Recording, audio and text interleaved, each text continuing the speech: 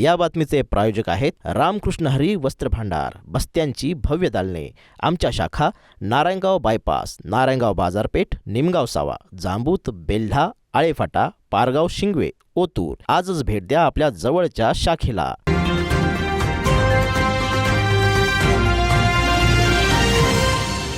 वसई किल्ल्यावर छत्रपतींच्या वेशात फोटोशूट करणाऱ्या तरुणाला मराठी सुरक्षा रक्षकाने थांबवलं. मला मराठी येत नाही या उत्तरामुळे तरुण संतप्त झाला आणि वाद उफाळला.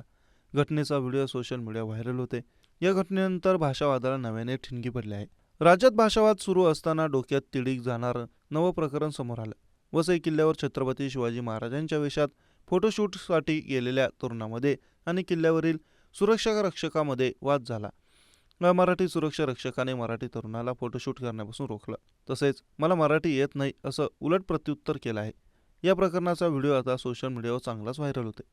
मिळालेल्या माहितीनुसार एक तरुण शिवाजी महाराजांसारखा पेहराव करून किल्ल्यावर फोटोशूटसाठी गेला होता. फोटोशूट करताना त्याला सुरक्षा रक्षकांनी रोखलं आणि हा मुद्दा थेट भाषिक वादाच्या दिशेने गेला. या घटनेचा व्हिडिओ सोशल मीडिया व्हायरल होते. व्हायरल झालेल्या व्हिडिओमध्ये असे दिसून येत आहे की महाराजांच्या वेशात असलेला तरुण हा सुरक्षा रक्षकाला मराठी का येत नाही असं विचारत आहे. मात्र त्याला प्रत्युत्तर म्हणून सुरक्षा रक्षकाने मला मराठी येत नाही असं म्हटलं. यावर तरुणाने म्हटले की कधी शिकणार मराठी? महाराष्ट्रात राहून तुला मराठी कशी येत नाही? हा वसई फोर्ट आहे. इथे छत्रपतींचे व्हिडिओ बनले पाहिजे. गड कसे तुटले, कपल इथे काय करतात हे लोकांना समजलं पाहिजे. इतर कपल जेव्हा इथे घाणेरडे चाळी करतात तेव्हा तुम्ही त्यांना रोखता का? छत्रपती कळतो का तुम्हाला? फक्त आम्ही फोटोशूट केलं म्हणून तुम्ही आम्हाला रोखताय.